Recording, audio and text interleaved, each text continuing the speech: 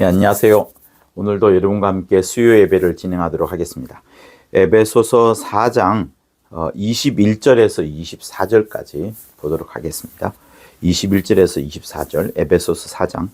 진리가 예수 안에 있는 것 같이 너희가 과연 그에게서 듣고 또한 그 안에서 가르침을 받았을진데 너희는 유혹의 욕심을 따라 썩어져가는 구습을 쫓는 옛사람을 벗어버리고 오직 심령으로 새롭게 되어 하나님을 따라 의와 진리의 거룩함으로 지으심을 받은 새 사람을 입어라.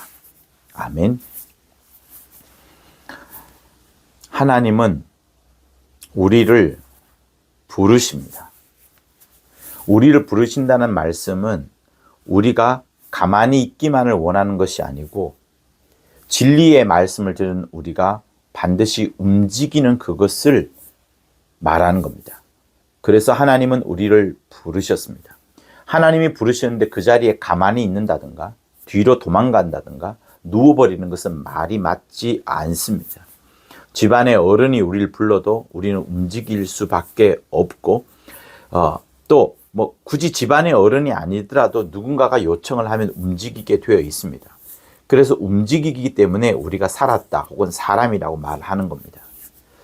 자, 오늘 여러분에게 중요한 말씀을 드리고자 하는 가장 큰 포인트는 무엇인가 하면 진리를 이제 우리가 안다라고 하잖아요. 진리를 안다. 그 진리 때문에 우리가 많이 다투기도 합니다. 내가 알고 있는 진리가 맞다. 네가 알고 있는 진리가 맞다. 이렇게도 합니다.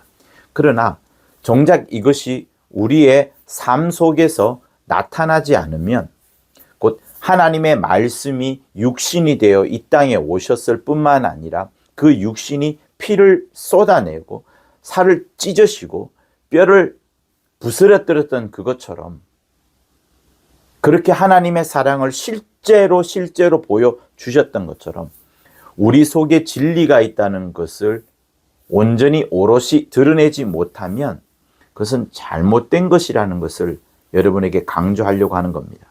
그래서 오늘 본문도 진리가 두 번이 나와요. 진리를 예수 안에서 배웠다. 예수에게서 들었다. 예수 안에서 가르침을 받았다. 그런데 그러면 어떻게 아느냐? 진리를 알았는데 그 진리의 거룩함, 의의 거룩함이 과연 너희에게 있느냐 하는 그 부분을 말하는 겁니다. 있느냐?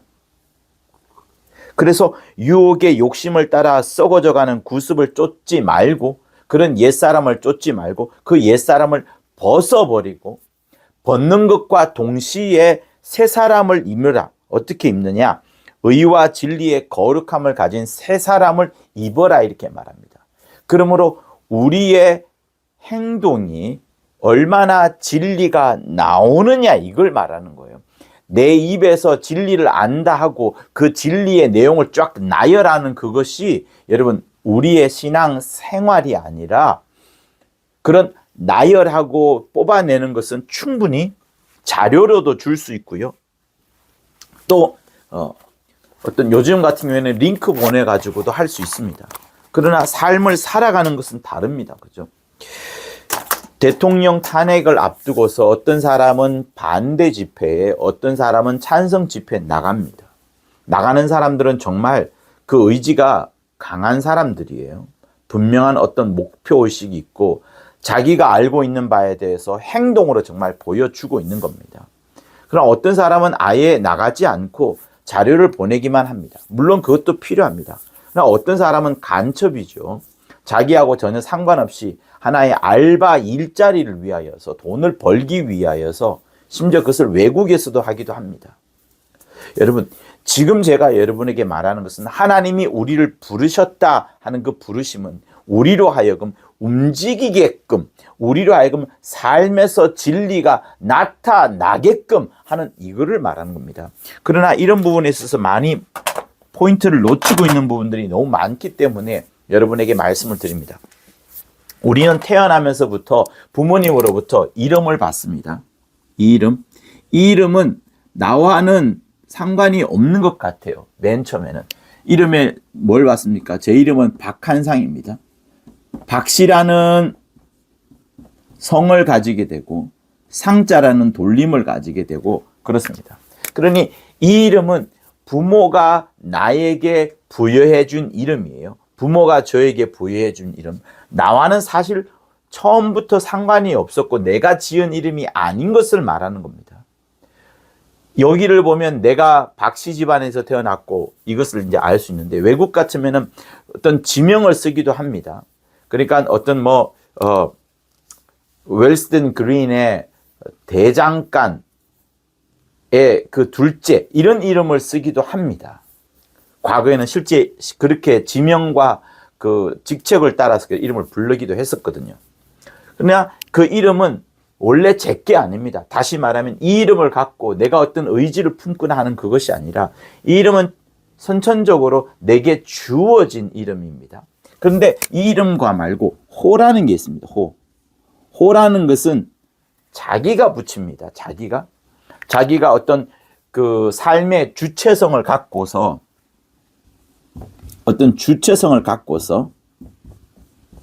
저도 여러 가지 호가 있었습니다. 대학교 때는 양롱이라고 했었는데요. 뭐 의미가 없겠죠. 근데 지금은 514라고 저를 부릅니다. 그래서 514라고 쓰기도 하는데 뭐 이게 중요하겠습니까만, 어쨌든 그 호라는 부분이 있다는 것은 뭐냐면 내가 어떤 결심을 하는 겁니다. 514 역시도 하나님 안에서 어떤 결심을 하고 그 하나님 안에서 어떤 꿈을 갖고 또 소망을 갖고 의지를 갖고 살아가겠다고 하는 어떤 철학적인 존재, 어떤 주체적인 존재로 해서 의미를 말할 때 호를 내 스스로가 붙입니다. 그리고 친구가 그거를 불러주기를 원하고 그 친구가 불려지는 대로 내가 그렇게 살기를 원하는 그런 의미에서 쓰죠. 도산, 안창호, 율곡, 이처럼 앞에 어떤 특정한 의미를 주면서 자기가 자기 삶을 자기 인생에서 어떤 주체적으로 만들어 가겠다고 할 때 호를 붙입니다. 그러니까 이거는 부모가 주어준 이름, 여기에는 내 집안과 가정과 역사와 문화, 나라 이런 것들을 초월할 수가 없습니다. 그렇죠? 그러나 점점점 우리가 장성한 어른이 되게 되면 나는 이런 삶을 살아야 되겠다라고 하면서 호를 붙이게 되고, 그때부터 어떤 주체적인 또 어떤 철학적인 어떤 의지가 있는 자기 인격을 그 속에 담고자 하는 그런 의미가 담겨져 있습니다. 그러니까 제가 이 이야기를 하는 이유는 뭐냐면, 우리는 이름을 부여받지만 점점 자라면서 호라는 것을 설정할 정도로 자기 어떤 의지를 갖고 살아가게 되는 그것을 말하는데, 진리가 뭡니까, 여러분? 진리는 철저하게 하나님으로부터 시작이 됩니다.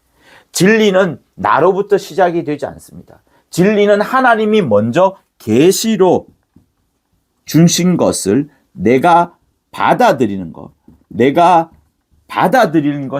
그것이 진리입니다. 먼저 하나님의 것이 내게 다가와서 그것이 진리가 지금 내 속에 있는 거예요.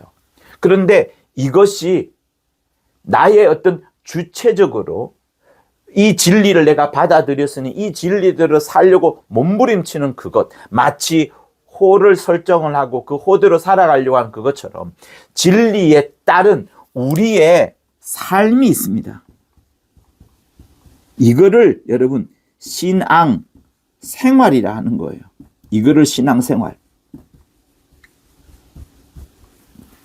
그래서 우리가 교회에서는 예배드리고 기도하고 축사도 하고 합니다. 그러나 그 교회의 삶만 있는 것이 아니라 우리는 이 땅을 살아가고 있습니다. 이 도시에 살아가고 있고 이 나라에 살아가고 있습니다. 내 가정에 살아가고 있습니다. 내 가정에서 항상 예배 드리는 것이 아닙니다. 내 가정에서 항상 매일 기도만 하는 것이 아닙니다. 오늘 아침에도 설거지 했고 강아지 웍드독 했고요. 그죠? 방 청소했고요. 집안에 온 곳곳을 못질하고 불 갈고 했어요. 그죠? 창문 새로 닦았고요. 그죠? 옷 새로 계절이 바뀌면서 옷을 끄집어내었고요. 커튼을 달았고요. 유리창 닦았고요. 어항 청소했고요. 각각의 다 가정의 일들이 있습니다. 그러니 이런 것들은 가정의 일인데 우리가 진리를 안다라고 할 때 그 진리가 하나님으로부터 내게 다가온 겁니다. 바깥에 있던 저 멀리에서 내게로 다가온 것입니다. 그러면서 내가 받아들였고 그 받아들인 대로 내가 하나님의 뜻대로 살려고 합니다. 그런데 그 하나님의 뜻이 나에게만 있는 것이 아니라 또 다른 사람에게, 또 다른 타자에게 갑니다. 그것이 이제 복음을 전하면서 그것이 타자에게 가게 되고, 그 타자도 나를 통해서 하나님의 계시의 말씀을 듣고 그 계시의 말씀을 믿음으로 받아들여서 구원함을 얻었을 뿐만 아니라 여기서 더 나아가서 그도 나처럼 복음을 전하는, 자기 삶 속에서 신앙의 생활이 나타나는 거기까지 뻗어갑니다. 그죠? 우리에게 있어서 중요한 그것은 반드시 복음이 흘러가야 되는 부분을 말하는 겁니다. 진리가 내 속에 가두어지는 부분을 말하지 않습니다. 이름으로 끝나는 것이 아니라 이름에서 자기의 어떤 주체적인 결정과 의지를 갖고서 삶을 영위해 나가는 그것까지 나아가는 것을 말하는 겁니다. 그런데 우리가 이 의미에서 볼 때 과연 진리가 무엇이냐라는 그런 부분을 여러분 꼭 확인을 하고, 오늘 본문에서 정작 말하는 것이 뭡니까? 진리를 너희가 예수로부터 배웠다, 예수로부터 들었다, 예수의 가르침을 받았다. 그래서 너희가 심령이 새롭게 되었다. 심령이 새롭게 된 것으로 끝나지 않습니다. 심령이 새롭게 되는 것으로 끝나지 않고 옛사람을 벗어버리고 새사람을 입어버리는 놀라운 변화가 있습니다. 그런데 우리가 계속 어떤 이야기를 듣다 보면 우리가 변화라는 부분은 없고 자기가 알고 있는 진리 그것을 갖고 종교화되어 버린 삶을 사는 것을 봅니다. 종교화되어 버린. 여러분, 종교가 뭡니까? 우리가 종교라고 생각을 하면 가장 먼저 생각해 볼 수 있는 것이 16세기에 종교개혁이 일어납니다. 이 종교개혁이 일어나면서 가장 큰 반영은 뭐냐면 가장 크게는 카톨릭에서 개신교로 이제 이동이 일어나는 겁니다. 그러니까 보통 우리가 이 인류의 역사 속에 있어 왔던 이 사건이 사실 교회 내에서도 매우 중요한 부분을 펼쳤는데요. 한국에서 주로 하는 이야기 중에 개혁주의라는 말을 씁니다. 그리고 교계협 역시도 개혁주의라는 그 속에 들어가서 개혁주의를 말합니다. 한국교회에서 개혁주의는 거의 브랜드가 되어버렸어요. 개혁주의라는 단어 자체가 여러분 이미 브랜드가 되어버렸습니다. 매우 중요한 것으로 한국에서는 여겨집니다. 영어로 말하면 리폼드거든요. 근데 개혁주의가 뭐냐 하면 요거로 가는 거예요. 16세기에 로마 카톨릭의 그 부패와 타락을 확실히 절감한 사람들이 이제 종교 개혁을 일으킵니다. 가장 대표되는 인물이 루터와 칼빈과 찌빙글리 이렇게 되겠죠. 그래서 그들의 정신을 매우 중요시 여겼습니다. 그러나 각각의 사람들이 다 하나씩 살펴보면 단점들이 있습니다. 그래서 보통 개혁주의라고 말하면 칼비니즘으로 말하기도 하지만 요즘은 그렇게 말하지 않습니다. 칼빈의 굉장히 부패된 모습들도 있기 때문에 그렇습니다. 그래서 그런 것들을 사람이란 이름을 빼고 이제 개혁주의라고 이렇게 말을 하거든요. 그래서 리폼드라는 단어를 씁니다. 마치 바뀌어진 폼이 다시 한번 형성되는 그런 부분으로 이제 뻗어갑니다. 근데 이 개혁주의에 대해서 여러분 꼭 아셔야 됩니다. 누구든지, 왜? 한국에서는 이게 브랜드가 되었어요. 누구든지 비판할 때 개혁주의란 이름으로 상대방을 비판하고 이것으로 모든 것이 기준이 되어 갔습니다. 16세기 당시에 종교개혁이 일어나기 전에는 카톨릭이 기준이었고 그것이 중심이었습니다만 이제 이후에는 그리고 현대 모든 교회는 다 이것을 핵심으로 삼고 이거를 가장 기준으로 말합니다. 이 교리가 최고라고 말합니다. 맞습니다. 그런데 제가 지금 처음 시작할 때부터 여러분에게 진리를 말했고 삶이라는 것을 말했습니다. 진리는 여러분 가두어지지 않습니다. 다시 말하면 개혁주의가 주장했던 여러 교리들이 전부 다 맞느냐 하면 맞습니다. 그러나 그것이 우리 삶 속에는 적용이 될 때는 바뀌어진다는 것을 말해요. 교리가 바뀌어진다는 부분을 말이 아니라 내 삶이 바뀌어지는 것을 말합니다. 인간은 어쩔 수 없이 환경과 문화 속에서 여러분 영향을 받고 그 그늘 아래 있습니다. 우리는 지금 AI 시대에 살고 있고 또 로봇가 나오고 있고 또 복제 인간이 앞으로 나올 그런 시대에 살고 있습니다. 이때에 16세기에 주었던 그 교리는 맞지만 그 교리에 따라서 우리의 삶을 16세기에 맞춰서는 살면 안 된다는 것을 말하는 겁니다. 그래서 여러분 진리를 알지만 그 진리가 우리의 삶을 통하여서 복음으로 내 역사의 그 현장 가운데 실제로 오는 그것은 여러분 계속해서 뻗어져 나와야 됩니다. 그래서 개혁주의는 계속 개혁돼야 된다라는 말들 하지 않습니까? 개혁주의는 계속 개혁이라는 것을 찾아갑니다.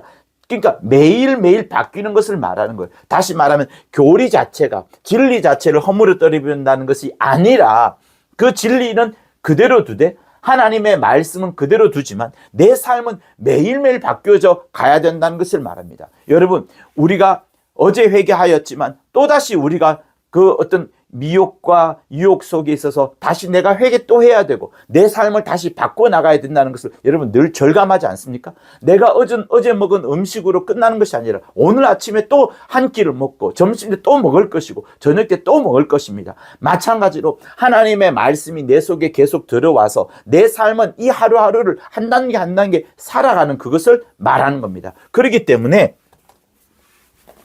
절대 우리의 삶이 성경이라는 그 속에서 변하지 말아야 되지만 내 삶은 그득 변화가 있어야 된다는 부분을 말하는 겁니다.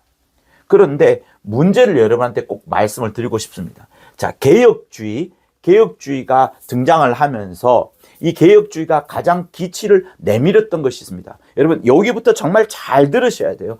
한 번 듣고 절대로 잊지 마시기를 부탁을 드립니다. 자, 개혁주의가 제일 주창하는 최고의 포인트는 무엇일까요? 바로 성경으로 돌아가자입니다. 성경으로 돌아가자.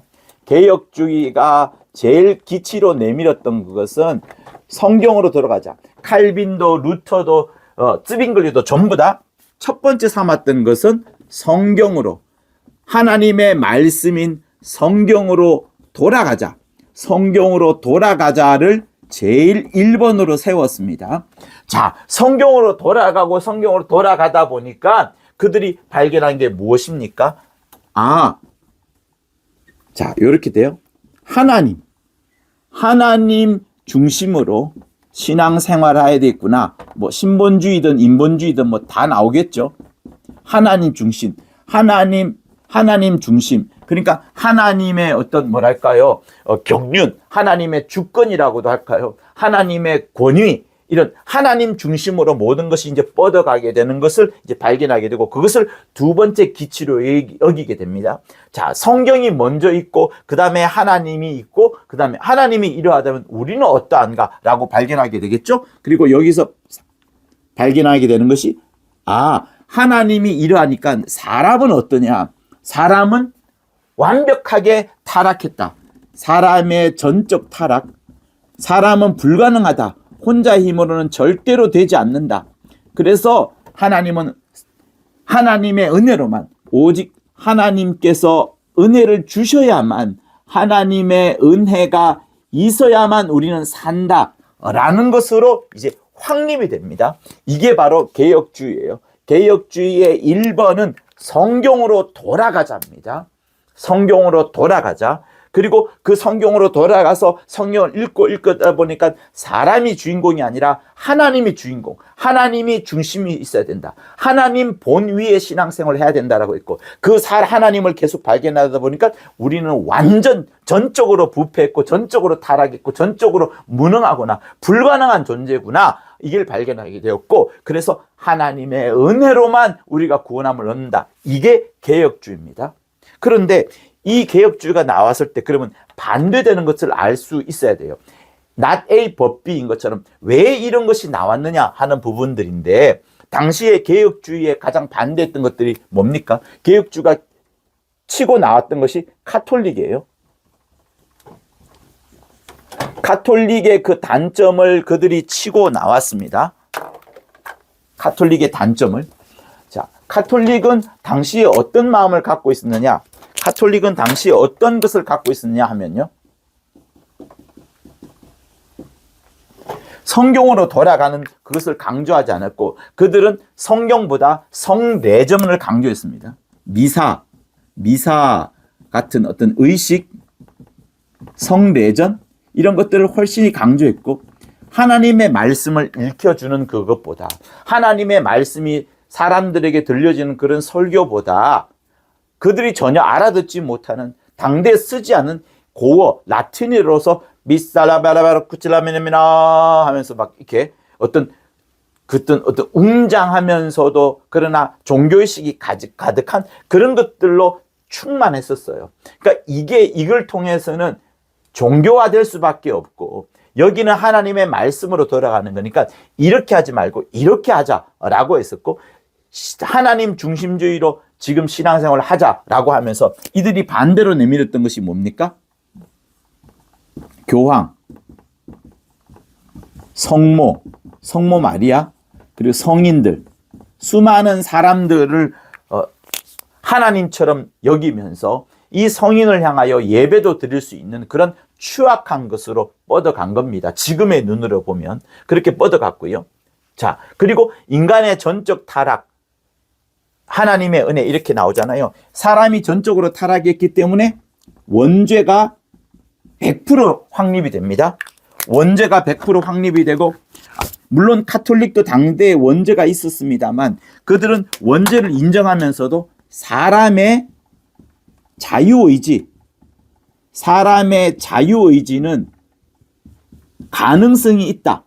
세모, 가능성이 있다. 사람의 자유의지로 구원함을 받을 수 있다라는 것이 가톨릭의 논리였습니다. 그러나 성경으로 돌아가고 하나님 중심으로 신앙생활을 하려고 하나님 중심으로 성경을 보려 하다 보니까 사람은 전적으로 무능하구나, 전적 타락했구나, 전적으로 부패했구나 라는 것을 발견하게 되었고 하나님의 은혜 없이는 아무것도 안 된다라는 것을 알다 보니까 사람의 자유의지도 역시 원죄와 똑같이 이 자유의지로는 절대로 하나님을 기쁘게 할 수 없고 이 사람의 자유의지로는 구원함을 얻을 수 없구나라는 것을 확인하게 된 겁니다. 그래서 제가 잠시 여기서 놓친 부분들을 한번 찾아보도록 할 것인데요. 자, 여기서 보면은 사람 중심이 아니라 하나님 중심의 신분주의입니다. 그런데 가톨릭은 그때 어떤 것을 갖고 있으냐 그러면 인간이 협력할 수 있다. 사람의 협력. 하나님의 일하시는데 사람의 협력 그리고 하나님의 사람의 반응을 강조했습니다. 하나님 중심주의이긴 한데 사람의 협력과 사람이 반응해야 된다. 이것도 틀리진 않습니다. 틀리지는 않은데 이 부분을 강조하면서 그들이 무엇을 가져왔습니까? 선행을 해야만 된다? 그죠? 선행을 해야만 선행을 하든가 아니면 고행을 하든가 해서 이런 부분을 강조하게 된 겁니다. 하나님으로부터 멀어져서 사람의 선행과 고행을 강조하는 것으로 뻗어간 거예요. 그래서 문제가 생긴 겁니다. 자, 그렇게 또 볼 것이고요.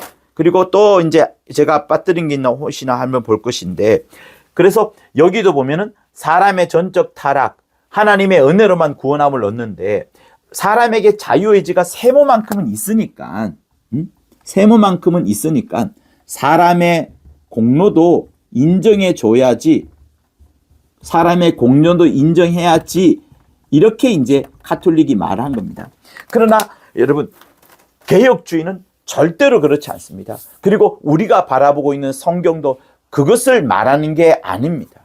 우리가 바라보고 있는 성경은 딱딱딱 이 세 가지 파란색 빼고요. 빨간색 부분적으로 보시고 이 세 가지가 전부 다입니다.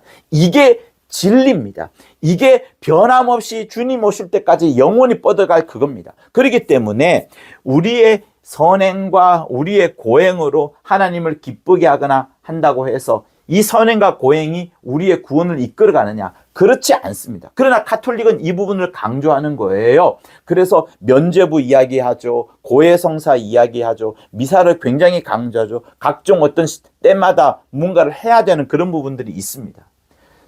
사람들이 협력하고 반응해야 된다라고 하면서 이런 것들을 강조해 왔던 거예요. 그러나 개혁주의는 이런 것들을 철저히 차단했던 겁니다. 그러면서 기독교가 이제 왕성하게 뻗어났던 거예요. 이 부분도 마찬가지입니다. 사람은 전적으로 원죄가 있다. 태어난 누구든지 다 원죄가 있다.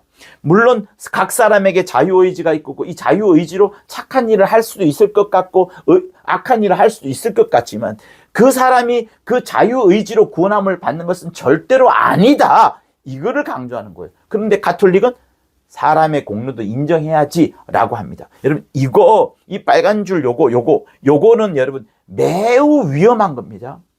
목사라도 이 부분을 제대로 알지 못하면 여러분 진리를 알지 못한 것이기 때문에 그 목사는 강대상에서 거짓말하는 거예요.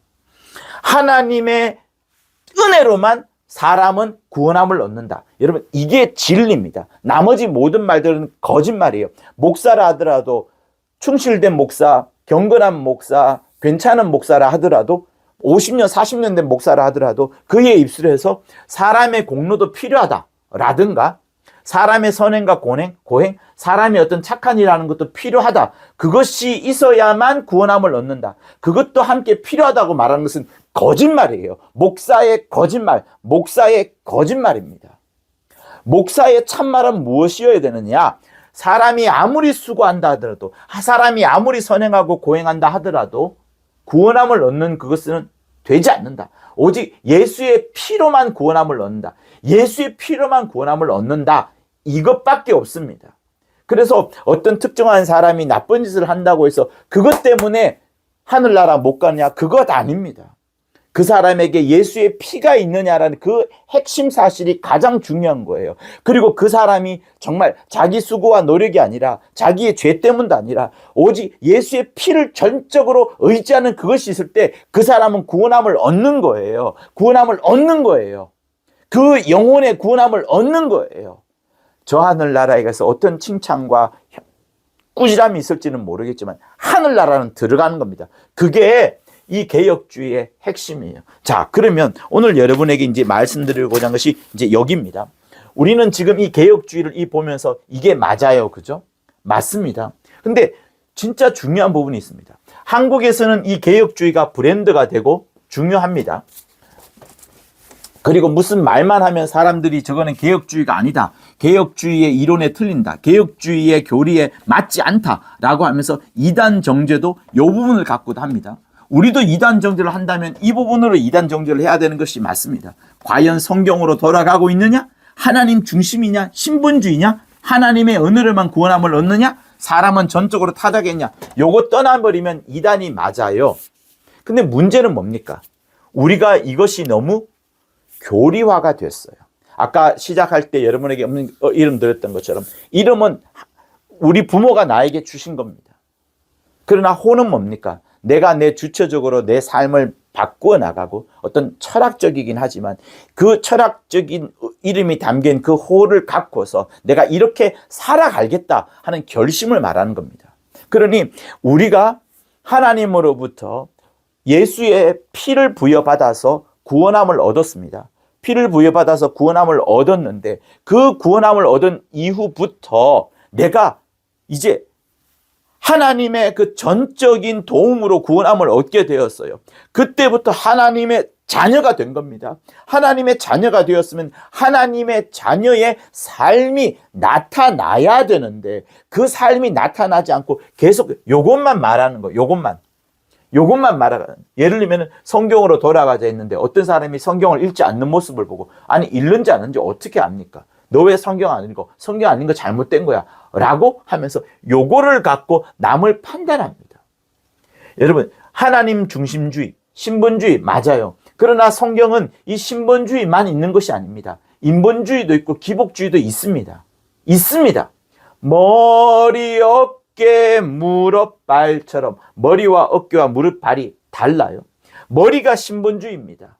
어깨가 인본주의가 될 수도 있고 기복주의도 될 수 있습니다. 성경은 우리에게 모든 것을 다 구하라라고 말합니다. 신본주의만 있는 거 아닙니다. 인본주의가 필요합니다. 다시 말하면 하나님의 말씀을 듣고 그가 하나님의 말씀대로 살려고 수고해야 되는 것, 노력해야 되는 그것이 인본주의에 들어가 있습니다. 그리고 그 인본주의가 들어가 있고 신본주의가 머리라고 했어요. 그렇게 하나님을 의지하고 하나님 중심으로 살고 내 삶을 정말 어떤 하나님의 말씀대로 살려고 하다가 몸부림을 치다 보면 기복주의와 같은 하나님의 어떤 그 부어주시는 복을 받기도 하고 병이 고쳐지는 신비로운 것도 체험하기도 하는 이 모든 것들을 성경은 함께 이야기를 하고 있습니다. 함께 이야기했습니다. 그래서 저의 스승이 그런 말씀을 했어요. 머리, 어깨, 무릎, 발 이거 하면서 신본주의가 가장 머리다. 인본주의도 있고 기복주의도 있다. 성경에는. 그러나 가장 중심 삼아야 될 것이 하나님이다. 이런 말씀을 해 주신 적이 있습니다. 자, 그래서 이것이 중요한데 이것만 있는 게 아니에요. 그러니 어떤 사람이 막 자기 노력처럼 보이는 어떤 특정한 부분, 막 기도 열심히 하고 뭔가를 열심히 하는 그런 부분을 갖고 또 남을 어떤 도와주려는 그런 부분을 갖고 그 인본주의라면서 비난하는 경우도 있습니다. 이것도 마찬가지예요. 하나님의 은혜라고 하면서 자기 삶을 그냥 옛 사람과 같이 계속 도둑질하고 다른 사람이 보기에도 부패할 만큼 타락한 사람처럼 보인 그것이라면 그 사람 속에 아무리 하나님의 은혜가 있다라고 하고 사람은 전적 타락했다라고 하면서 계속된 그의 바깥으로의 삶 자체 역시도 전적 타락한 모습으로 드러나면 어떡합니까? 그렇게 되면 안 되는 거예요. 그죠? 그래서 이 부분에서 진짜 문제가 됩니다. 성경이 우리에게 사람은 전적으로 타락했다라고 말하고 하나님의 은혜 공로 없이는 살 수 없다라고 말하니까 그 사람이 지금도 역시 여전히 타락된 삶으로 살아가고 있고 온갖 거짓말을 다 하고 온갖 나쁜 짓을 다 하고 그러면서 나중에 하나님의 은혜로 구원함을 받는다라고 말하면 이거야만큼 얼마나 모순이 되는 겁니까? 그래서 기독교가 공격을 받는 것이에요. 그래서 진리가 엉망이다라고 어떤 사람이 말하는 것도 바로 그것입니다. 여러분, 우리는 뭘 말하는 겁니까? 이 진리 속에 확고부동한 꼭 붙잡음의 뿌리를 완벽하게 내려야 됩니다. 그런데 이렇게 내가 살아가고 있다는 그것을 드러내는 그것이 오늘 이 본문인 거예요. 너희가 예수 안에서 배우지 않았느냐? 진리가 예수 안에 있는 것 아니냐? 과연 예수에게서 듣지 않았느냐? 예수 안에서 가르침을 받지 않았느냐? 그런데 왜 여전히 유혹의 욕심을 따라 살고 구습을 쫓는 옛사람처럼 살고 있느냐? 심령을 너희 새롭게 하지 않았구나. 하나님을 따라 산다고 하면서 어떻게 계속해서 전적 타락한 모습으로 여전히 있느냐? 의와 진리의 거룩함으로 지으심을 받은 새 사람을 입으라고 했는데 왜 여전히 거짓말을 말하고 더러운 말을 하고 빈궁왕자를 돕지 않고 마귀로 틈탄 것처럼 보이고 계속해서 화를 내고 그 끊임없는 악독과 노함과 분냄과 떠드는 것과 회방하는 모든 악을 왜 여전히 갖고 있느냐라고 말하는 겁니다. 그래서 여러분 로마서든 다른 어떤 서신서든 자세히 살펴보면 사도 바울은 앞부분에는 이런 진리의 부분들을 교리와 같은 이런 중요한 부분들을 엄격하게 말을 합니다. 이것이 반드시 알아야 된다라고 주장을 합니다. 그러나 그 뒤에는 그러므로 너희가 어떻게 살아야 되느냐, 어떻게 변해야 되느냐, 어떻게 옛사람을 죽이느냐, 어떻게 새사람을 입으면서 바깥으로 보이느냐 하는 그 부분을 계속 주장을 하는 거예요. 그러니 한국교회에 이 부분을 주장하는 것이 맞습니다. 그러나 이 부분을 갖고 남을 정죄하기 시작하는 그것은 여러분 마귀에게 속는 거예요. 속는 거. 이 부분이 중요합니다. 이 부분을 중요시하고 우리는 대한민국은 다른 어떤 나라보다도 전통과 전통과 권위를 중시하는 사회입니다. 보수적인 가치와 전통의 가치를 매우 중요하기 때문에 이런 부분을 지켜왔던 것들이 사실 맞습니다. 그러나 여러분 함께 알아야 될 내용이 있습니다. 미국이나 유럽은 개혁주의란 단어 자체를 쓰지를 않습니다. 리폼드라는 단어를 쓰지 않고 오히려 어떤 단어를 쓰냐면 가스펠 센트레드 가스펠 센트레이드 하면서 복음 중심주의라는 말을 씁니다. 거의 비슷한 것 같은데 왜 진리가 중요하니까 그 진리를 핵심 삼은 이런 것으로 보여지니까 비슷한 것 같은데 하는데 사실 살짝 다릅니다. 왜 다른가 하면 그들은 이 부분에 있어서 이미 극복을 했어요. 다시 말하면 오늘 본문에 있는 말씀처럼 진리의 삶을 어떻게 살아가느냐 그 부분을 매우 중요시하게 되었습니다.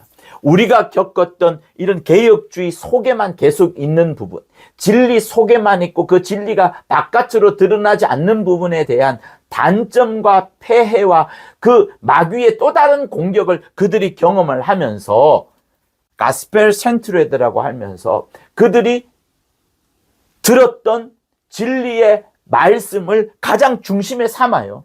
복음을 가장 중심에 삼습니다. 복음을 가장 중심에 삼지만 그들의 이제 행동이 이게 뭐예요? 사도행전입니다. 사도행전의 29장 이 어떻게 나타나느냐? 사도행전은 28장으로 끝납니다. 내 삶 속에서 또 다른 사도행전이 나타나야 되는 것을 말하는 겁니다. 그러니 그 사도행전 29장이 어떤 때는 병 고치고 축사하고 또 말씀이 막 흥황하여져서 놀라운 이적이 나타나고 선교가 막 주어지는 부분도 있지만 지금 우리는 이 땅을 살고 있습니다. 앞으로 AI와 로봇과 인조인간들이 등장하게 될 겁니다. 머리에 뉴링크를 박은 사람들도 등장하게 될 겁니다. 이런 시대에 과연 우리는 어떤 안목으로 살아가야 되느냐 하는 그 삶에 대해서 지금 여러분에게 이야기를 하는 겁니다. 그러니 진리가 우리 속에 견고하게 확고부동하게 뿌리를 완벽하게 내리고 있어야 됩니다. 그렇지만 그 뿌리를 내린 그것이 바깥으로 어떻게 드러나느냐 하는 그 부분이 매우 중요한 거예요. 매우 중요합니다. 매우 중요합니다. 진짜 중요합니다. 그래서 미국은 가스펠 센트레라는 단어를 쓰지 리폼드라는 단어를 요즘은 거의 쓰지 않습니다. 이걸 씁니다. 이거. 내 삶에서 어떻게 그것을 나타나게 하느냐 그겁니다. 그러니 여러분 여기에만 머물게 되면 신학 체계 어떤 교리 어떤 교권과 같은 그런 조직 속에만 가두어져 있습니다. 여전히 개토화가 된 거예요. 개토화된 거. 손에 기부스를 하고서 전혀 손을 움직이지 않는 그것과 똑같은 겁니다. 그런데 주님은 우리에게 우리의 삶이 바뀌어지는 부분을 말씀을 하고 있습니다. 사도 바울이 그것을 굉장히 잘 쓰고 있어요.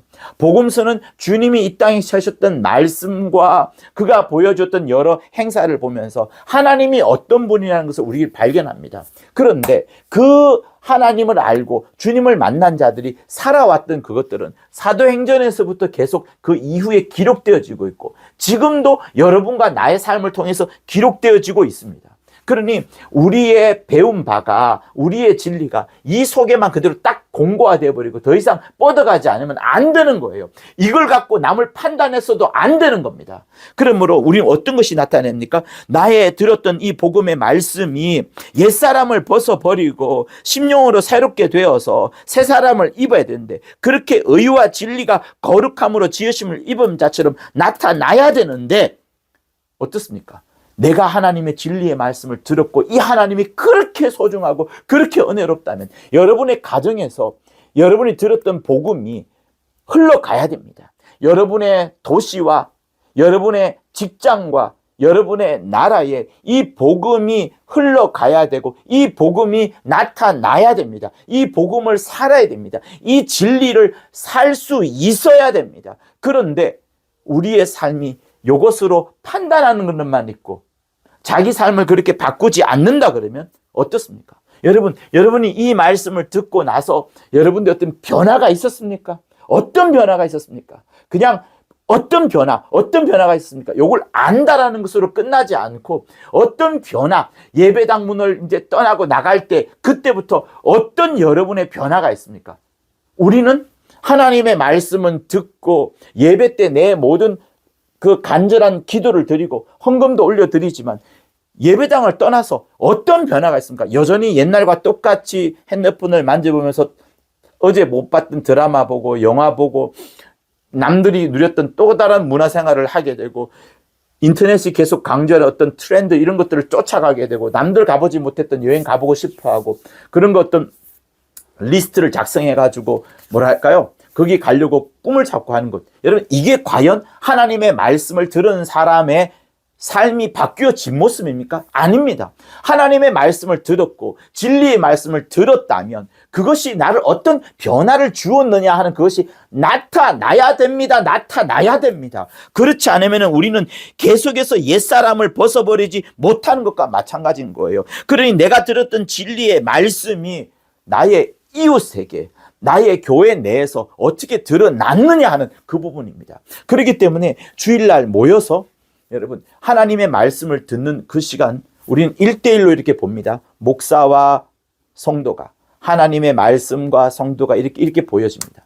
그러나 이것으로 여러분, 교회가 끝나는 게 아니에요. 이 예배가 끝난 다음에는 이제 예수 이름으로 모인 그들, 예수의 피를 가진 그들이 서로 간증도 하고 축복도 하고 격려도 하고 하면서 세상을 살면서 핍박을 견뎌왔던 모든 것들을 여기서 위로받기도 하고 또다시 힘을 내어서 나가서 복음 전하고자 하는 결의를 다지기도 하고 서로를 축복하고 격려하는 모든 시간들이 교회에서 일어납니다. 그렇기 때문에 인터넷으로 예배하는 그것으로 딱 끝나는 그것, 여러분, 그것 매우 당사자에게도 위험하고요. 또 그 교회 성도들에게도 좋지 않습니다. 우리는 함께 모여서 하나가 되어서 모여야 되는 것을 주님이 명하셨습니다. 명하셨습니다. 주일날 그렇게 모이는 것 자체부터가 요 진리 속에 가만히 있는 것이 아니라 말씀만을 듣고 나는 은혜 받아서 나 이거 정말 내게 큰 도움이 되어서 요걸로 끝나지 않고 모여서 서로 간에 나누는 그것이 여러분 그 교회를 힘을 실어주게 되고 그것 자체부터가 벌써 교회에 모이는 것 자체부터가 진리의 말씀대로 살아갔다. 진리의 말씀대로 지금 살고 있구나. 진리의 말씀대로 변화를 일으키고 있는 그 현장이 되는 겁니다. 현장. 그런데 계속해서 집에만 있는 것을 성경이 원하지 않는 거예요. 그래서 코로나 때 여러분 배운 그것을 빨리 잊어버려야 됩니다. 코로나 때 잘못 배운 것들은 여러분 깨뜨려야 됩니다. 코로나 때 모일 수 없었어요. 그때는 어쩔 수가 없습니다. 그러나 이젠 그것이 풀렸을 때에는 다시금 하나님의 말씀으로 들어와서 다시 생각을 해보니 이렇고 생각해보니 이제 모여야 되는 것을 성경은 이야기를 합니다. 그래서 히브리서에서 뭘 말합니까? 히브리서 모이기를 패하는 자들의 습관과 같이 하지 말고 말세 그런 일이 일어난다라고 말하지 않습니까? 그 부분이 매우 중요하다는 것을 여러분 꼭 아셔야 됩니다. 그러므로 나는 하나님의 은혜 받았다. 하나님의 은혜 받았다. 하나님의 은혜 받았으니 여전히 전적 타락한 모습으로 있어야 되는 것이 아니라 주 예수 이 땅에서 보여주신 그 모습처럼 정말 영혼들을 사랑하고 복음을 또 전하고 하늘의 신령함을 보여주고 그렇게 하는 것을 말하는 겁니다. 우리는 장차 저 하늘나라 갈 거예요. 종국에는 영원한 나라, 주 예수 계신 그 보좌의 나라, 거기에 갈 겁니다. 우리는 여기 마귀를 심판하려고 지어진 공간에 여전히 여기 살고 있습니다. 그러나 마침내 여기 갈 거예요. 여기에 영원히 살지 않습니다.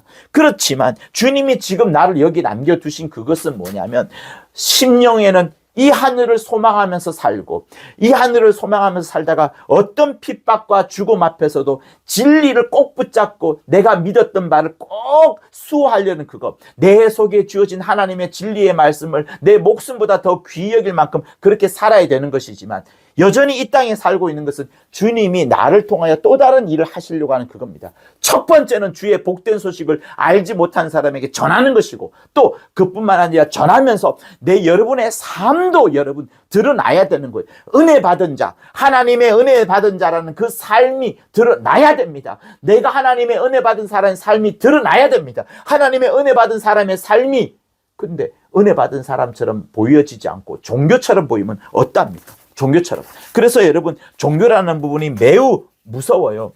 여기 속에만 갇혀져 있다? 여러분 이 속에만 갇혀져 있다? 개혁주의가 말하고 있는 이 속에만 갇혀져 있다? 여러분 그러면 또 다른 종교가 됩니다. 카톨릭어라는 그 종교에서 벗어나왔던 개혁주의가 여전히 또 다른 종교가 될 수밖에 없는 그런 무서운 부분을 가지는 것을 말하는 겁니다. 여러분 하나님께서 여러분에게 진리를 주신 다음에 이것으로 끝나지 않습니다. 너가 은혜 받았으면 너의 삶이 바뀌어지는 것을 말합니다. 옛사람을 벗어버려라. 새사람을 입어라. 너희가 이제 오직 심령으로 새롭게 되었으니 겉도 바뀌어야 된다라는 부분을 지금 성경은 이야기를 하고 있는 부분이에요. 여러분 갈라디아서 5장 13절 볼까요? 갈라디아서 5장 13절. 형제들아 너희가 자유를 위하여 부르심을 입었으나 그러나 그 자유로 육체의 기회를 삼지 말고 오직 사랑으로 서로 종노릇하라. 이렇게 말합니다. 너희가 자유를 위하여 부르심을 입었으나 그 자유로 육체의 기회를 삼지 말고 오직 사랑으로 서로 종노릇하라. 예전에 육체 율법을 쫓아 살던 삶을 벗어나라는 겁니다. 육체 율법이 지목하던 그런 행위에서 벗어나라는 것을 말합니다. 그렇지만 여전히 그 자유를 갖고 있는 상황, 율법을 벗어난 자유 속에서도 우리에게 계속 강조하는 바는 뭐냐면 사랑으로 서로 종노릇하라. 사랑으로 종노릇하라. 이렇게 말합니다. 여러분 여기에 뭐가 담겨 있습니까? 하나님의 그 절대적인 어떤 의지만 담겨 있습니까? 아니면 우리에게 뭔가를 요청하는 게 있습니까? 우리에게 요청하는 게 있는 거예요. 우리에게 요청하는 게. 그래서 여러분 이것만 있잖아요. 신본주의만 있습니다. 이것만 있게 되면 신본주의만 강조하게 되면 우리는 아무것도 아니에요. 우리는 뭐가 됩니까? 우리는 꼭두가시가 되는 거예요. 꼭두각시.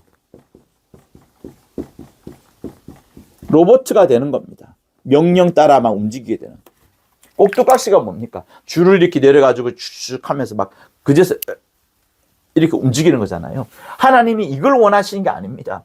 하나님이 신본주의가 성경은 맞아요. 그러나 우리에게 너가 은혜를 받았으니 이제 여기에 더하여서 너도 네 자유의지를 갖고 너가 의지를 다하여서 네 온 수고를 다하여서 죄를 이기는 것도.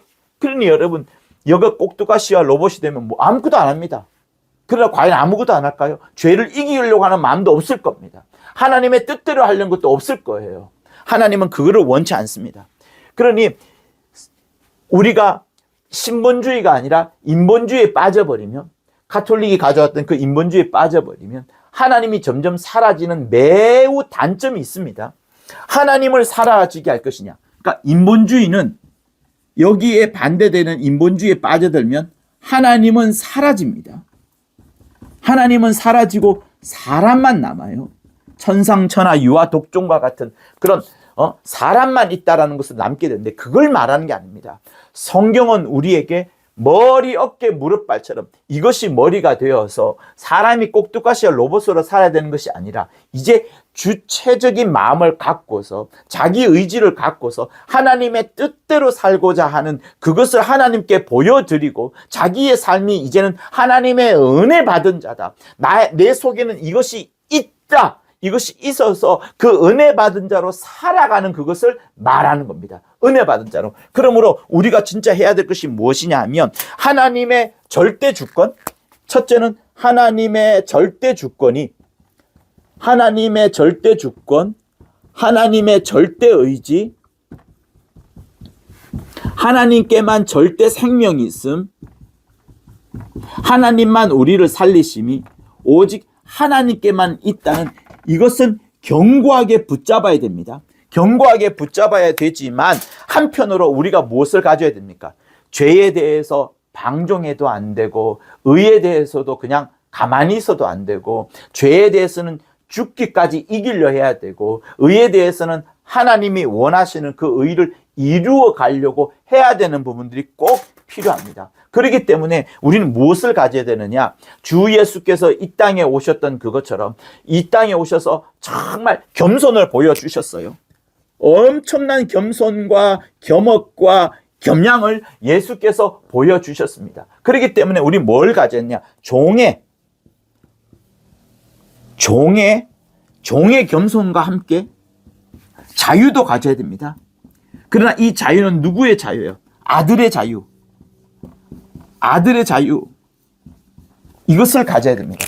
아들이기 때문에 하나님 아버지의 뜻을 잘 알고 그 뜻을 알면서 내가 무엇이든지 할 수 있는 내 인격과 내 의지와 내 혼과 내 인생과 내 물질과 나의 명예와 내 지식을 다하여서 정말 자기 하고 싶은 대로 최대한의 힘을 다하여서 곧 거기에 성령의 충만함을 입어서 하나님을 어찌하면 기쁘게 할고 하나님의 선하시고 기뻐하며 온전한 뜻이 무엇인가를 살펴보아서 어찌하면 하나님을 잘 섬기고 어찌하면 하나님께 영광을 돌려드리고 어찌하면 그 이름을 거룩히 여기옵시오서라고 하면서 자기를 막 움직여가는 것을 말하는 겁니다. 꼭두가시와 로봇처럼 있는 것을 말하는 게 아니에요. 움직여가는 것을 말하는 겁니다. 그렇지만 우리의 심령은 어때야 되느냐? 종처럼 정말 겸손해야 되는 이거를 말하는 겁니다. 이게 여러분 진짜 개혁주의가 말하고자 하는 바예요. 요 속에만 머물면 교리밖에 되지 않습니다. 이 속에만 머무는 것은 매우 무서운 것이 되는 겁니다. 그래서 여러분에게 꼭 드리고 싶은 말씀이 있어요. 그건 뭐냐? 종교가 여러분, 종교가 기준이 된다. 어떤 말씀 그 자체가 기준이 된다? 아니면 어떤 신학적인 체계가 기준이 된다? 내가 갖고 있는 컨텐츠가 기준이 된다? 여러분, 그러면은 그것은 세상을 지옥으로 만듭니다. 무섭죠? 무섭지 않습니까? 그죠? 종교가 기준이 되잖아요. 종교가 기준이 되고 이것밖에 없으니잖아요. 종교가 기준이 되고 종교가 핵심이 되면 세상은 지옥이 될 거예요.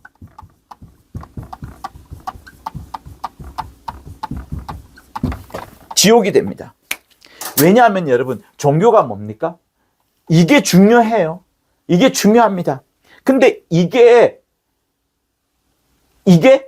삶으로 드러나지 않고 요거를 갖고 남을 판단하고 남을 억압하고 남을 강요하게 되면 그것이 여러분 종교가 되는 겁니다. 율법이 그것을 가장 잘 보여줬습니다. 구약의 율법이 하라 말라는 것이 딱 정해져 있기 때문에 그것은 몸을 당장 그에 따라 움직여 가야 됩니다. 그러나 우리는 지금 진리 속에 살고 있습니다. 율법을 넘어서서 주께서 가르친 하나님의 말씀이 있습니다. 그 하나님의 말씀을 딱 우리는 공고화시켜 놨어요. 이거는 변할 수 없는 것이라고 해 두었습니다. 그런데 요거를 갖고 이것이 컨텐츠가 되고 이것이 하나의 체계가 되고 이것이 하나의 핵심이 되고 이것이 하나의 변할 수 없는 것이 되어야 되는 것은 맞습니다. 그런데 여러분, 그것이 핵심이 되어서 어떤 사람을 억압하고 어떤 사람을 강제하고 이것만 잘 아는 그것을 하나의 자기 의로 삼게 되면 그것이 어떤 폐해를 일으킵니까? 내가 다른 사람을 강제하게 되고 내가 다른 사람을 강요하게 되고 내가 다른 사람을 억압하게 되고 나는 이것 하고 있는데 너는 왜 못하냐 하면서 자기 의를 높이면서 남을 깎아내린 일이 생기게 됩니다. 그게 뭐예요? 지옥이에요. 지옥입니다. 왜 지옥입니까? 세상은 여전히 지옥이에요. 내가 그런데 하나님 안에 있으면서도 지옥이 되는 이 진짜 문제점이 있는 겁니다. 나는 하나님 안에서 살고 하나님을 알고자 하고 하나님의 은혜 속에 살고자 하는데 다른 사람이 나를 판단하네요. 지옥이 되는 거예요. 생지옥입니다. 진짜 지옥입니다. 하나님 안에 있으면서도 지옥이 되는 거예요. 그러니 여러분, 우리가 들었던 하나님의 말씀을 내 삶에서 내가 바꾸어 가야 됩니다. 그 특정한 사람이 그 삶을 살지 못한다. 특정한 사람이 그 교리를 모른다. 특정한 사람이 하나님의 말씀을 모른다. 그 사람 신본주의 아니다. 그 사람 성경으로 돌아가서 말하지 않는다. 하나님의 은혜 모른다. 여러분, 그렇게 판단해서는 안 되는 거예요. 은혜 속에 거하는 사람은 절대로 판단하지 않습니다. 은혜 속에 있는 사람은 남을 판단할 수가 없습니다. 여러분, 은혜 속에 있는 사람이 남을 판단하는 것은 여러분 잘못된 거예요. 또 다른 율법이에요. 또 다른 마귀에게 속는 겁니다. 은혜밖에 없어요. 은혜밖에 없다는 것은 남을 절대로 판단하지 않는 겁니다. 진리를 갖고 남을 판단하지 않는 겁니다. 그거 성경에 나오지 않아 이렇게 말하지 않습니다. 그게 중요한 게 아니라 나는 어떻게 살아가고 있다. 나는 이렇게 살고 있다 라고 말을 하면서 내 주위에 내 이웃과 내 도시와 내 나라를 변화시키는 것을 말하는 겁니다. 나부터 변화시키고 그렇다고 해서 그 변화를 강제하기 위하고 억압하는 것은 또 다른 지옥을 되는 거예요. 또 다른 종교가 되는 거예요. 여러분, 이거 정말 중요합니다. 그러므로 내가 오늘 들은 말씀처럼 뭡니까? 오늘 본문처럼 오직 심령을 새롭게 하여 의와 진리의 거룩함으로 행하고 옛사람을 벗어버리고 새 사람을 입고, 이거를 우리가 예수한테 배운 거예요. 예수로부터 진리를 받았었습니다. 예수로부터 진리를 받았습니다. 아버지로부터 내가 이름을 부여받았어요. 그때는 뭔지 몰랐습니다. 그 아버지의 가문과 아버지의 문화와 아버지의 언어와 아버지의 그 배경과 아버지의 관습 속에 살아갔었습니다. 이제 점점점 자라가다가 어떻습니까? 나는 이제 결혼하면서 장성하게 되었어요. 부모를 떠났습니다. 다시 말하면 우리가 진리의 말씀을 받은 다음에 진리를 떠나라는 말이 아니라 이제 진리는 하나님이 우리에게 주신 겁니다. 주신 그 진리를 이제 내 호가 있지 않습니까? 호가 있는 것처럼 나는 이제 진리의 말씀으로 이렇게 살고자 하는 그것이 있어야 된다는 것을 말하는 거예요. 여러분의 입술에서 진짜 진리가 나와야 될 뿐만 아니라 여러분의 삶도 진리가 나와야 되는데 왜 진리를 갖고 남을 정죄하고 남을 심판하고 남을 비판을 합니까? 그것은 하나님의 은혜를 모르는 거예요. 모르는 거예요. 그러므로 여러분, 우리가 사람을 억압하고 강제, 이것 많이 안다라고 하면서 사람을 억압하고 강제한다 그러면 그 사람은 진리 모르는 거예요. 이 오늘 본문의 말씀처럼 살지 않는 겁니다. 복음은 결코 사람을 억압하고 강제하지 않습니다. 사람을 억압하고 강제하고 비판하는 것은 율법이에요. 율법이에요. 양심도 그러지 않습니다. 율법이에요. 그런 사람들은 자기 속에 자기의가 아주 충만합니다. 어떻게? 나는 개혁주의로 살고 있고 이걸 다 알고 있어? 이걸 다 알고 있어? 나는 이대로 살고 있어?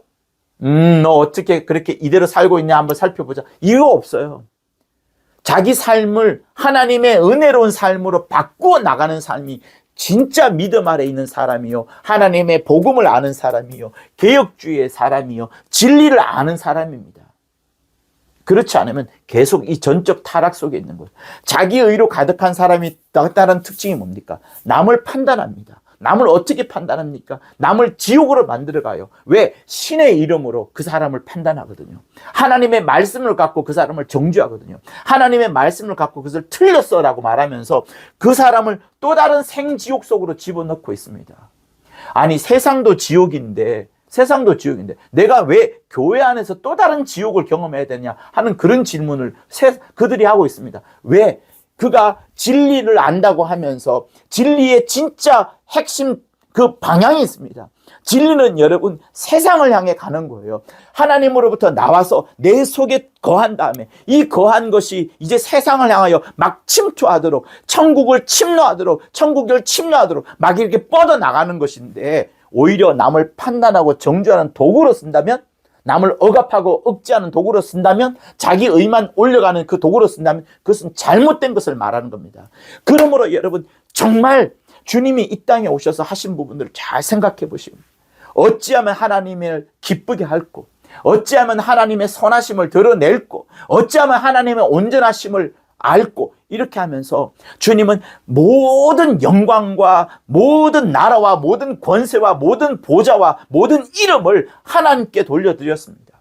그것을 우리에게 보여주셨던 거예요. 우리를 굉장히 사랑하셨고, 우리를 잃어버렸을 때 우리를 찾아러 오셨고, 우리를 건져내셨던 분이 주님이십니다.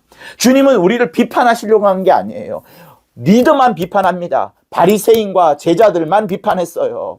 제자들이 주님이 부활하신 이후에 여전히 하나님의 나라에 대해서 알지 못할 때 주님이 혼내셨습니다. 그러나 여러분, 이 설교를 듣는 여러분들은 지금 리더가 아닙니다. 리더가 아니라고 생각하십시오. 남을 비판하지 마십시오. 끝까지 겸손하십시오. 아까 여기 있었던 것처럼 종의 겸손을 갖고 철저히 겸손하십시오. 그리고 아들의 자유로서 무한한 자유를 갖고 역사하십시오. 다만 무엇을 역사하시냐? 여러분 실수할 수 있습니다. 그러나 남을 사랑하십시오. 여러분의 도시와 여러분의 나라와 여러분의 가정과 여러분의 직장에 내가 예수 믿는 사람이라는 것을 드러내십시오. 말로도 드러내시고 행동으로도 드러내십시오. 진리를 여러분 행하십시오. 진리를 자유롭게 부려내십시오. 진리의 입은 자라는 그 새 사람을 입은 자라는 것을 드러내십시오. 저 사람은 예수께 배운 사람이 맞다는 것을 드러내십시오. 왜 예수 이름을, 당신의 의를 드러내면서 종교에 빠졌으면서 이것만을 강조하면서 왜 예수 이름을 오히려 감추거나 더럽게 합니까? 망칩니까? 그렇게 하지 마십시오. 내가 많이 알고 있는 게 중요한 것이 아니라 알고 있는 바를 조금이라도 드러내는 것이 중요합니다. 드러내는 것이 중요합니다. 그래서 여러분, 개혁주의든 무슨 주의든 전부 다 성경으로 돌아가려고 합니다. 개혁주의뿐만 아니라 기독교가 표방하는 모든 것들은 성경으로 돌아가려 그 기치를 내밉니다. 다 이런 교리들, 완벽한 교리들이 있어요. 성경이 다 보증할 수 있는 완벽한 교리가 다 있습니다. 그런데 다 어디서 무너집니까? 이것을 하나님의 은혜 받은 자라는 사람의 삶으로 드러내지 않을 때에 저 사람의 입술에서 나오는 것이 과연 하나님의 은혜 받은 자의 입술이냐? 저 사람이 행동하는 것이 과연 하나님의 은혜 받은 자이냐? 저 사람이 과연 하나님의 자녀이냐? 이것을 드러내지 못할 때 엉망이 되는 겁니다. 다 깨지는 겁니다. 그러므로 여러분, 누구든지 불신자든 누구든지 여러분을 보면서 정말 빛과 소금의 사람이다. 정말 하나님의 영광을 드러낸다라는 것들이 드러날 수 있도록 여러분 정말 진리를 살아내십시오. 진리를 살아내십시오. 진리를 살아내십시오. 그래서 하나님의 은혜 받은 자라는 것을 드러내십시오. 하나님의 은혜 받은 자라는 것을 여러분의 나라와 여러분의 도시와 여러분의 직장에 드러내십시오. 드러내지 않으면 아무런 의미가 없습니다. 드러내야 되는 것이 오늘 이 본문의 말씀이에요. 진리를 너희가 예수께 받지 않았느냐? 진리를 예수께 듣지 않았느냐? 진리를 예수로부터 배우지 않았느냐? 그런데 왜 여전히 옛사람처럼 살고 있느냐? 왜 새 사람을 입지 않고 새 사람을 보여주지 않느냐? 너희가 심령으로 새롭지 않은 것이 맞구나. 이거를 강변하고 있는 거예요. 여러분의 삶 속에 정말 은혜 받은 자라는 그것이 드러날 수 있도록, 내가 개혁주의든 무슨 주의든 상관없습니다. 정말 하나님의 은혜 받은 자, 예수의 피가 있는 자라는 것을 여러분의 삶 속에 드러내십시오. 드러내십시오. 사랑하십시오. 자유하십시오. 절대로 억압하지 마십시오. 여러분의 의 드러내지 마십시오. 겸손하십시오. 그래서 모든 행위들이 이 뒷부분에 서신서의 후반부에는 계속해서 나오는 겁니다. 이 행위들이 드러나지 않는 것을 바울은 뭐라고 말합니까? 너희가 마귀에게 쏘갔다. 영적 싸움에서 지고 있다. 산 제사를 몸으로 드리지 못하고 있는 것이다. 영적 예배를 못 드리고 있는 것이다. 이렇게 말하는 겁니다. 여러분의 몸을 산 제사로 드리십시오. 여러분의 이웃에게, 여러분의 가정에, 여러분 부인에게, 여러분 자녀에게 드러내십시오. 한순간도 드러내지 못하면 여전히 종교 속에 있는 겁니다. 그 사람 주인은 또 다른 지옥이 되는 거예요. 하나님의 은혜의 말씀이 여러분 속에 깊이 적셔졌으니 여러분에게도 큰 은혜가 되었던 것처럼 다른 사람에게도 은혜가 풍겨지는 그런 거룩한 삶을 사시기를, 진리로 행하는 여러분이 되기를 예수 이름으로 축원합니다. 할렐루야. 하나님 아버지, 진리의 말씀을 알았음에 내 속에 큰 기쁨과 행복을 주심을 감사합니다. 그러나 이 진리로 남을 절대로 판단하지 않게 도와주시고 하나님의 이름으로 정죄하거나 파괴하지 않도록 도와주시고 오히려 하나님의 은혜로 또 다른 사람을 끼쳐내고 주님의 인자신 눈으로 다른 사람을 나를 보셨던 것처럼 다른 사람 또한 내가 인자의 눈으로 볼 수 있도록 도와주시고 어찌하였든 하나님의 은혜가 온 세계 만방에 흘러갈 수 있도록 나를 사용하여 주시옵소서. 성령으로 충만케 하여 주옵소서. 예수 이름으로 기도합니다. 아멘. 이제는 우리 주 예수 그리스도의 은혜와 하나님 아버지의 극진하신 사랑과 성령의 감화감동 교통케 하심이 예수로부터 진리를 배운 모든 자들 위해 또 그 진리를 자유롭게 겸손한 마음으로 행하려 하는 자들 위해 영원토록 함께 있을지어다. 아멘. 고맙습니다. 정말 진리를 행하는 우리, 하나님의 은혜 받은 자라는 것을 보여드리는 우리가 될 수 있도록 함께 역사합시다. 할렐루야. 고맙습니다.